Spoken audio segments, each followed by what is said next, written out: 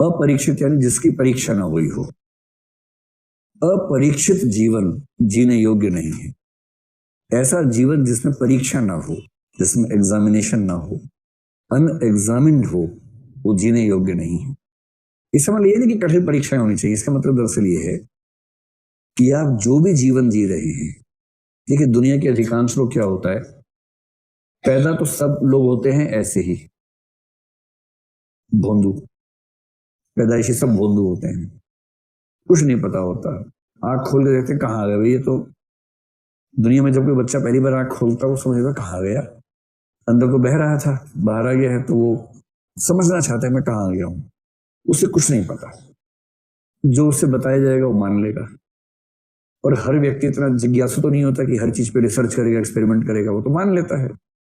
किसी घर में बताएंगे गीता में ऐसा लिखा है कि ब्रह्मा जी का अंडा है, किसी घर में बताएंगे कुरान में ऐसा लिखा है कि अल्लाह ने 6 दिनों में दुनिया बनाई थी, किसी घर में बताएंगे गॉड ने बनाई है, जाहवे ने बनाई है, ये सब होगा। अब इस भोंदू को जो जो बातें सिखा दी गई, इससे इसका भोंदूपन हो गया भोंदू गुणा भोंदू। तो जो पैदा हुआ तो भोंदू, ऊट पटांग बातें सुन सुन के भोंदू स्क्वायर हो जाता है। और हम में से अधिकांश लोग एक जमाने भोंदू स्क्वायर रहे होंगे। कुछ भोंदू क्यूब भी होते हैं, बहुत बड़े किस्म के भोंदू होते हैं। तो जो विश्वास आपको मिले, जो ज्ञान आपको मिला, जो परंपराएं आपको मिली, यदि आप उनको फॉलो करते करते ही मर गए तो दुनिया के इतिहास में क्या लिखा जाएगा, एक भोंदू हुआ, 50, 60, 80 साल बाद भोंदू भोंदू रह के मर गया। ये जीवन जीने योग्य नहीं है। दुनिया के अधिकांश व्यक्तियों के जीवन का अकेला योगदान है कि जनसंख्या में एक संख्या बढ़ा दी उन्होंने, इससे ज्यादा कोई योगदान नहीं है। अगर आप चाहते हैं कि जीवन शानदार हो तो जो चीजें मानने की आदत पड़ गई है उनका परीक्षण कीजिए, निरीक्षण करो, परीक्षण करो। अपने ही पेरेंट्स से झगड़ा करो, लेकिन उस महीने के पैसे लेने के बाद, और फोन से करना, सामने मत करना, वरना उड़ती हुई चप्पल ब्रह्मास्त्र टाइप होती है, सीधे मुंह पे आके छप जाती है। दूर से, सुरक्षित दूरी से झगड़ा करना है। जैसे झगड़े में जो कमजोर पक्ष होता है सुरक्षित दूरी पे जाके गालियां बकना शुरू करता है, ताकि पकड़ में ना हो और मैं अपना आदान प्रदान भी कर लूं जितना मन में बैठा हुआ है। तो उस तरह से अगर पेरेंट्स कह रहे हैं कि बेटा तुम ब्राह्मण हो, ध्यान रखना, जाति का सम्मान रखना, तो उनको बताओ कि बेकार की बातें मत करो। आप लोग बुढ़ा गए हैं, आपको अंदाजा नहीं है दुनिया कहाँ से कहाँ पहुंच गई है। अमेरिका चला गया इस ग्रह पे उस ग्रह पे, और आप जाति व्यवस्था में डूबे हुए हैं। कुछ तो शर्म करो, 21वीं सदी के आदमी हो। ये बात कहना प्यार से, ठीक से, आदर के साथ, लेकिन ये भाव तो व्यक्त होना चाहिए ना भाई।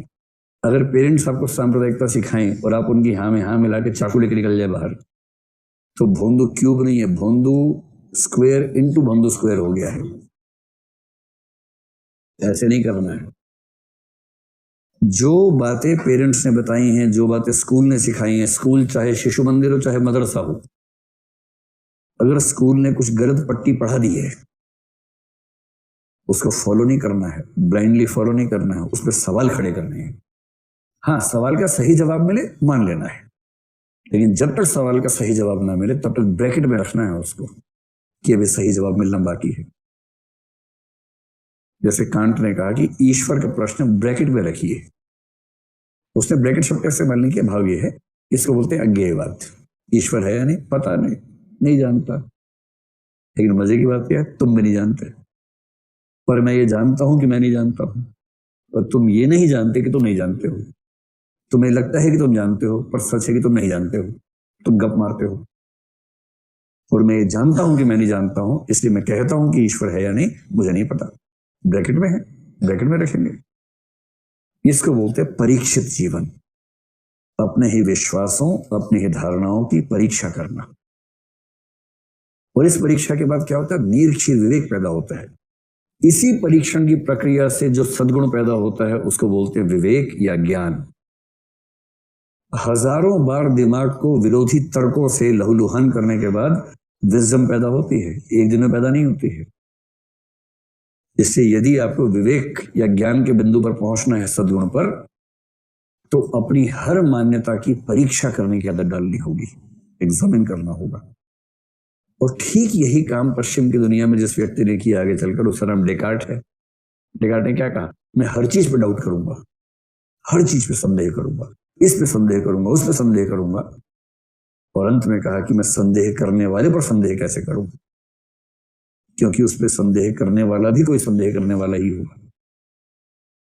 पश्चिम की दुनिया में दो ऐसे महान लोग हुए जिन्होंने इस चिंतन को बहुत आगे बढ़ाया, एक डेकार्ट और एक हुसर्ल। आज दोनों का नाम बता दिया मैंने आपको। ये जो ब्रैकेट वाला कंसेप्ट मैंने कहा ना, इसका जिक्र किया हुसर्ल ने। ब्रैकेटिंग कहता है वो इसको, कि अपनी हर धारणा को चेक करो और जिस धारणा पर स्पष्ट उत्तर ना मिले उसको ब्रैकेट में रखो। और ब्रैकेट में रखने का मतलब क्या होता है गणित में, कि पहले बाकी सब कर लो, उसको बाद में निपटा लेंगे अलग से। तो जिन चीजों का स्पष्ट उत्तर ना मिले उनको ब्रैकेट में रखते जाओ और बाकी चीजों का समाधान करते चलो। एक भी बात इसलिए मत मान लेना कि दाढ़ी वाला कह रहा था, कि अंकल जी कह रहे थे, कि गीता में लिखा है, कि कुरान में लिखा है, कि बाइबल में लिखा है। नहीं, जिस जमाने में ये पुस्तकें लिखी गई उस जमाने से ज्यादा विकसित आज का व्यक्ति है। आज के व्यक्ति का विवेक ज्यादा बेहतर है। प्रश्न करो। इसलिए सुकरात के लिए कहते हैं कि इतना बड़ा ज्ञानी आदमी है। सुकरात से पूछा गया कि भाई तुम कितने बड़े ज्ञानी हो? सुकरात ने कहा, देखो मैं एक ही अर्थ में ज्ञानी हूं कि मैं जानता हूं कि मैं कुछ नहीं जानता हूं। यह जानना कि मैं कुछ नहीं जानता हूं, यह दरअसल सही जानना है। और जो कहता है कि मैं कुछ जानता हूं, उसको यह भी नहीं पता कि वो कुछ नहीं जानता है।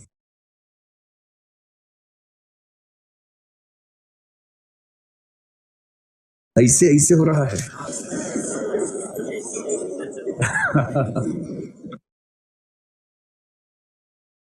तो इसी गति में पढ़ाएं या छोटा कर दें?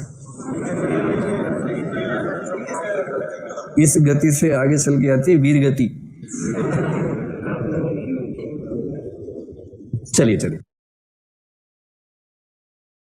असल में दर्शन विषय ऐसा कि मेरी पहली मोहब्बत यही विषय है, इसलिए मैं जब दर्शन पढ़ता पढ़ाता तो मैं भूल जाता हूँ सब कुछ। मुझे लगता है कि दर्शन को पढ़ाना मतलब ऐसा एहसास मेरे लिए कि उससे अच्छा कोई समय मेरे लिए जीवन में नहीं है।